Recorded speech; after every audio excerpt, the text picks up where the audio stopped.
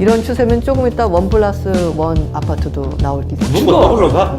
저는 컨트롤 C, 컨트롤 V 했다고 생각해요. 그대로 갖다 붙였어요. 일면 네. 기시감이 드는 거죠. 박영선 후보가 3인방이 사퇴하고 나서 처음으로 했던 말이 아프다였습니다. 가슴이 아프다면 그럼 누구를 위해서 가슴이 아픈 걸까요? 문재인 대통령은 정책 통인가 정책을 가지고 국민을 고통스럽게 합니다. 정책 통! 이거는 정책 심판의 선거가 돼요. 한 가지 공약은 시종일관 지키고 있는 게 있어요. 박영선 후보가 우리는 문재인 보유국이라. 이게 가장 문재인 정권이 흔들리는. 내가 10만 원 받으면은 내 아들, 딸이 30만 원 내야 되는 거. 세훈 후보 찍어주시면 모든 문제 해결됩니다. 다시 가겠습니다. 아, 처음부터 다시 하는 거야? 한 가야 돼 지금. 재난에 가까운 사태가 발생하고 있는 초대박.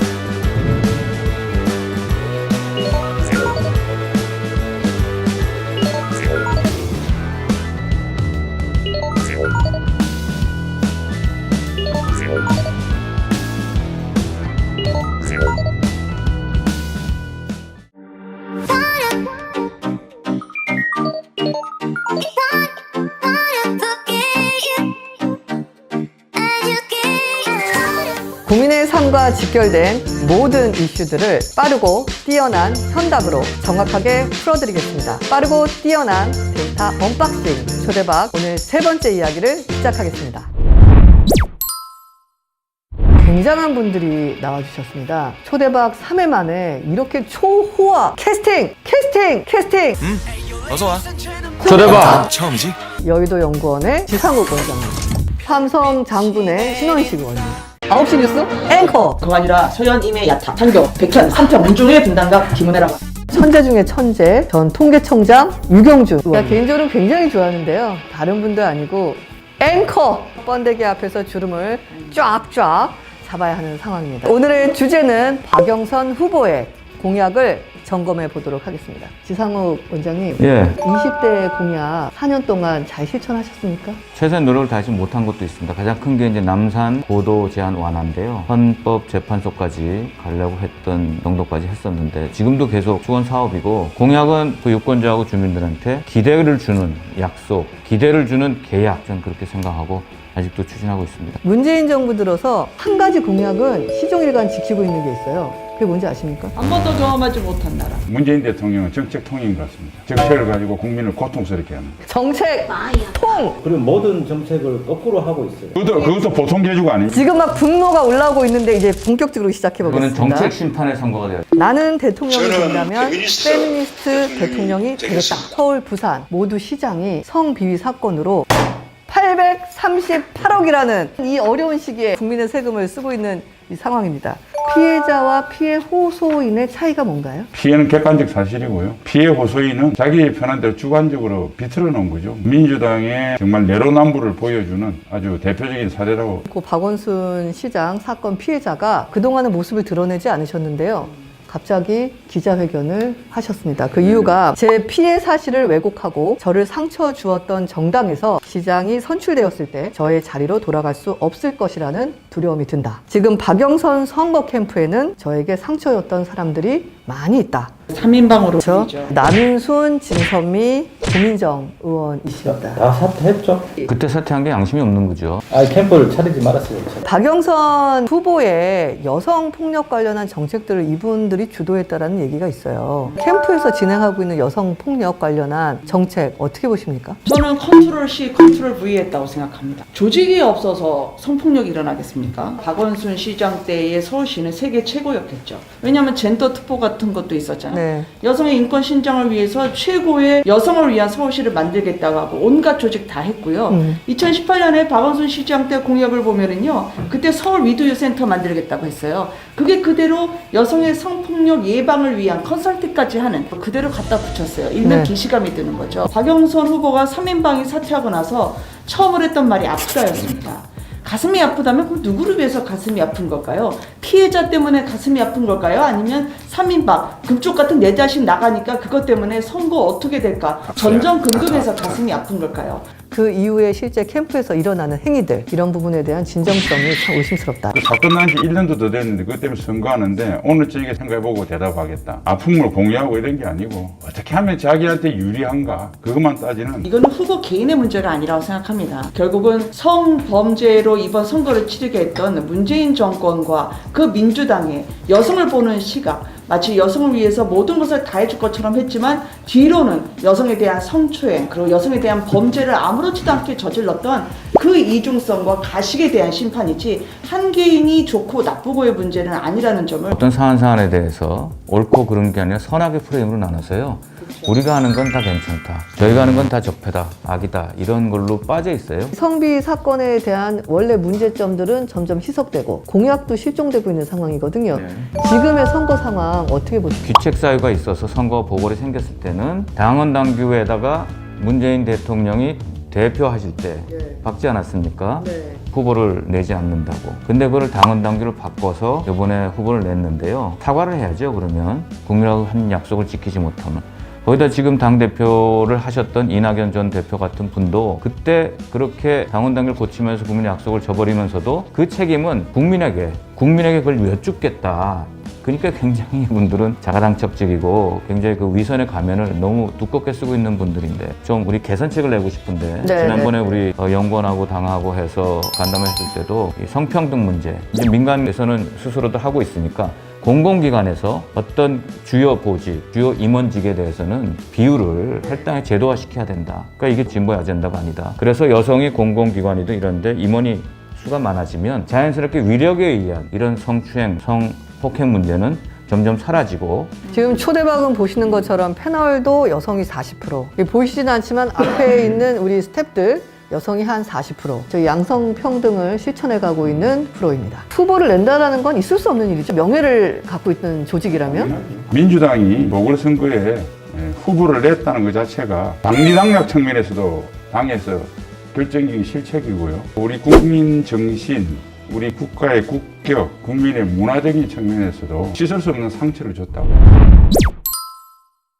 부동산 폭등, 종부세 폭등 그러더니 LH에 와서 폭발해버렸습니다. 이런 상황에서 부동산 공약을 낸다? 어불성설인 것 같은데요. 박영선 후보가 5년 내 평당 1,000만 원짜리 반값 아파트를 30만 호 공급하겠다. 이런 추세면 조금 이따 1+1 아파트도 나올 기세입니다. 우리 국민의힘 공시가격 센터장도 아닙니다. 공시가격이 하도 안 지켜지니 검증센터장을 맡고 계시는 우리 유영준 대표님. 이거 보니까 할 수 있는 방식이 토지 임대부 방식으로 하면 이게 가능하다. 이렇게 지금 박영선 후보가 주장하고 계세요. 이게 뭡니까? 그리고 진짜 현실성 있는 겁니까?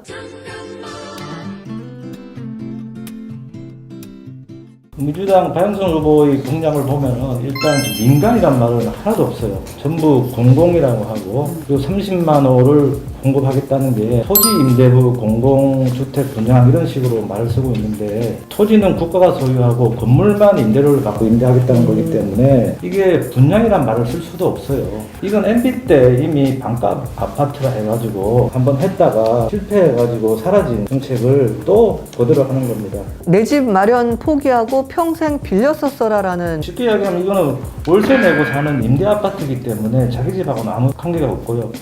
크게 좀 세 가지 문제가 있습니다. 하나는 이게 국가가 소유한 땅이 있어야 되는데 지금 서울 시내에 주택 공급할 땅은 대부분 다 개발돼가지고 추가로 30만 호를 토지 임대주택을 공급할 만한 땅이 없을 거라. 두 번째는 이 재산 증식이 불가능하다는 건데요. 주거 사다리라고 그러죠. 주택을 처음에는 전세로 살다가 가면 자기 집 작은 걸 가지고 좀 큰 집을 옮겨가고 이런 과정이 있는데 이거는 자기 집이 아니기 때문에. 그리고 세 번째 가장 중요한 게 이거는 한 4-50년 정도 장기 임대를 해야 되기 때문에 이사를 할 수가 없어요. 땅값은 싸게 주고 임대료를 싸게 주고 건물값이 올라버린 거예요. 다 팔고 그냥 10년 뒤에 나가버리기 때문에 한 4-50년은 해야지 성공한 케이스가 미국이나 다른 나라에 일부가 있어요. 한국 같은 현실에서 특히 자가에 대한 소유 애착이 한 100% 실패합니다. 그러면 아무리 100세 시대지만 40년, 50년 진짜 말이 되는 정책인지 모르겠습니다. 박영선 후보도 그렇고 문재인 대통령도 그렇고 계속 공공주택만 얘기하고 있는데 이거 듣기는 좋은데 실상은 어떤가요?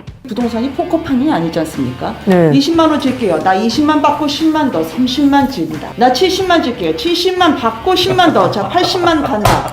아이, 이게 국민이 누구 주거 더불러 가? 문재인 정부에서 이제 임대주택 짓는다고 했잖아요. 네. 그게 무슨 32만 8천 가구 했겠지만 실제로 다 짝퉁이고요. 4만 8천 호밖에 없어요. 무늬만 공공으로 색칠을 한 거예요. 강남에요. 70년대부터 23만 호가 지금까지 40여 년 동안 겨우 지어졌습니다. 네. 종로만 해도 7만 채. 결국 30만 채 짓는데 40년 넘게 낸 셈이거든요. 근데 언제 1년 만에 진짜 30만 호, 80만 호를 짓습니까? 이런 식으로 호도하면 안 된다고 생각합니다. 문재인 정부가 가는 이 주택 기조 부동산 정책을 많이 보셨을 것 같아요. 어떤 느낌이셨습니까? 모든 프레임을 가진 자와 빈자, 집주인과 세입자, 강남과 비강남 이렇게 갈라쳤는데 지금 모든 국민들이 전국적으로 고통을 받는 걸로 돼버렸다는 거죠. 이게 가장 문재인 정권이 흔들리는, 오늘 보면은 지금 35%까지 정권 지지도가 떨어졌는데 가장 큰 게 저는 부동산이라고 봅니다. LH 문제 같은 것도 특정 그룹이 자기네들의 내부 자료를 이용해서 국민들이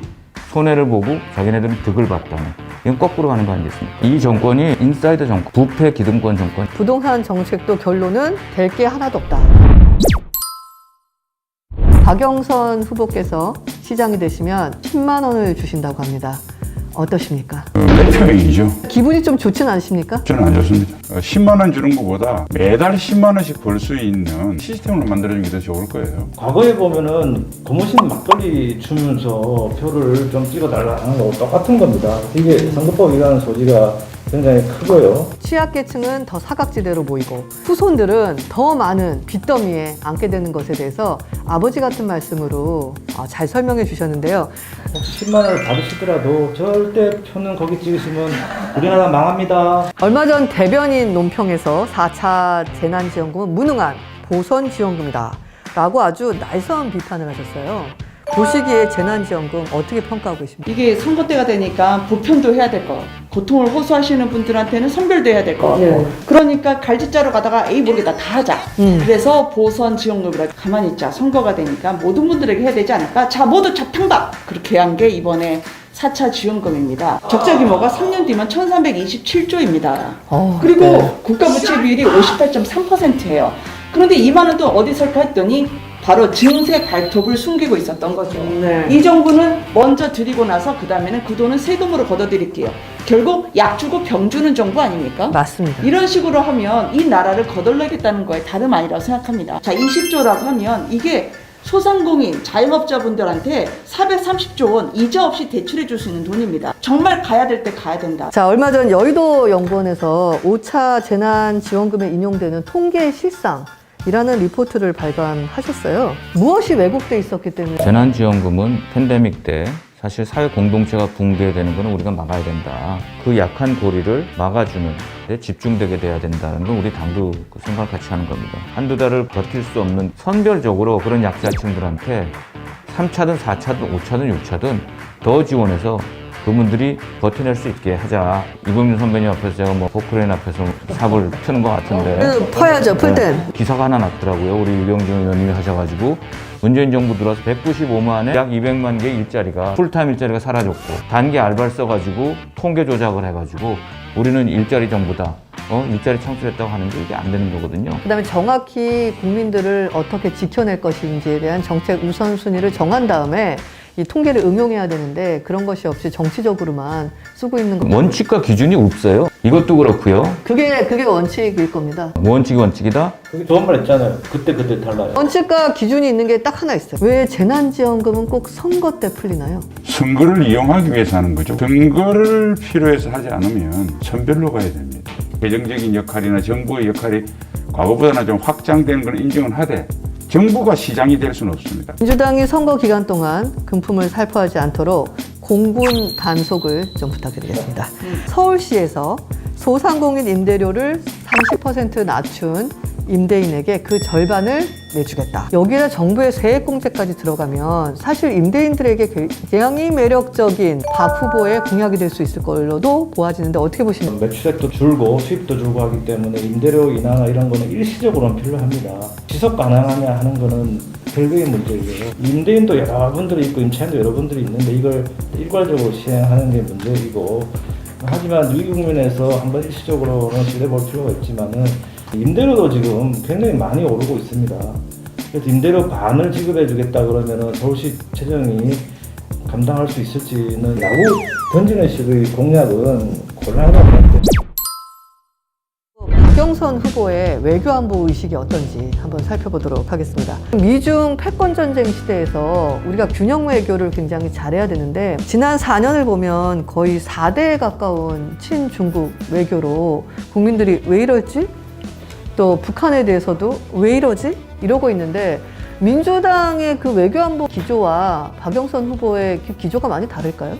같다고 봐야죠. 북한은 이미 흡수통일은 시간의 문제라고 생각했는데 지금 어떻게 됐습니까? 핵을 가지고 우리가 흡수통일될 판이에요, 잠깐. 서울시장은 안보에 미칠 영향이 별로 없습니다. 대통령의 문제고요. 직접 외교안보 정책을 영향을 크게는 못 미치지만 생각이 같다는 것은 이제 동조화되는 거니까 그로 인한 간접적인 영향은 있죠. 저는 조심스럽게 영향이 있다고 생각합니다. 왜냐하면 서울시장 후보로 나온 박영선 후보가 우리는 문재인 보유국이라 했기 때문에 문재인 대통령의 오락가락 줏대 없는 외교안보 정책까지 다르게 생각합니다. 이 정부는 친북, 친중국이지만은 박영선 후보는 일본을 좋아하기 때문에 일본의 지구를 가지고 있기 때문에 역대 지자체장 선거에서 외교안보 정책을 누가 제시한 것도 없고, 이건 왜 그러냐면 대통령의 거의 완전한 독점적 권한입니다. 그러면 안 되는데. 아니, 그렇게 돼 있어요. 문재인 대통령에게 때릴 회초리를 일단 박영선한테 때려야 되고, 내년에 이제 대선 때 연계를 시켜서 그 전초전으로서 해야 된다. 서울시장을 뽑는 선거라기보다는 문재인 정권을 심판하는 선거라고 그렇죠. 생각하거든요. 그렇죠. 우리가 도둑질 당한 게 많아요. 문재인 정권에 의해서. 법치 도둑 맞았죠. 세금 도둑 맞았죠. 심지어 땅마저 저희가 도둑을 맞았어요. 그러면 이런 문재인 정부에 대해서 저희가 경고장, 레드카드를 보낼 수 있는 거는 가장 근일 내에는 서울시장 선거밖에. 2018년도에도 후보로 나오셨는데 이런 발언을 하셨더라고요. 지난 5년간의 노력으로 푸른 하늘로 변한 중국 북경 하늘을 생각해보면 그간 미세먼지 원인을 중국에 밀어온 원인이 우리에게 더 크게 있는 건 아닌지 잘 짚어봐야 한다. 이게 말입니까 뭡니까? 이게 국어입니까 뭡니까? 하늘이 맑아지는데 그 원인이 우리에게 있는지 그때 짚어봐야 우리 되는 원인으로 겁니까? 지급된 게 부산 지방에 고등어 갈비, 고갈비라고 있는데 그걸 구우면은 이 연기가 많이 올라옵니다. 그게 미세먼지 원인이라고 했는데 미세먼지가 많아진 것은 우리 자체의 원인도 있을 겁니다. 그 외부적인 요인, 편서 풍경으로 중국의 영향. 그 중국은 왜 깨끗해졌느냐? 내륙에 있는 공장을 해안으로 옮겼거든요. 지금 이 정부가 사실 미세먼지 얘기하면서 실질적으로 국민의 도움을 주는 건 하나도 한 게 없습니다. 서울시가 포기했어요. 그 사업이 뭐냐면 지하철역과 역 사이에 양방향 미세먼지 집진 시설 그걸 설치하는 거를 서울시가 포기한 걸 저희가 힘을 줘가지고 결국 예산을 따서 2019년 말부터 해가 지금까지 서울에 있는 지하철역과 그다음에 플랫폼 역 사이에 그 양방향 집진 시설이 지금 계속 들어가고 있어요. 우리는 서울 시민의 미세먼지로부터의 안보, 안전을 위해서 우리가 힘을 모아가지고 서울시에서 그 예산을 따게 해줬다는 거. 원전을 파괴하니까 이제 화력 발전에 좀 더 의존을 하게 돼요.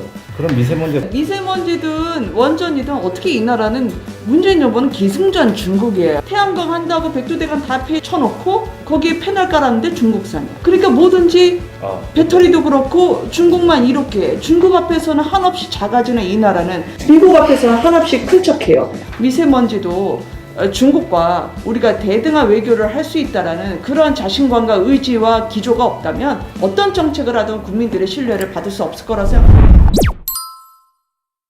투표에 임하시는 서울 시민들을 향해서 한마디씩 오세훈 후보 찍어주시죠. 오세훈 후보 찍어주시면 모든 문제 해결됩니다. 시민 여러분, 계속 이렇게 사시겠습니까? 저희 많이 부족한 거 많지만 이번에는 꼭 힘을 실어 주십시오.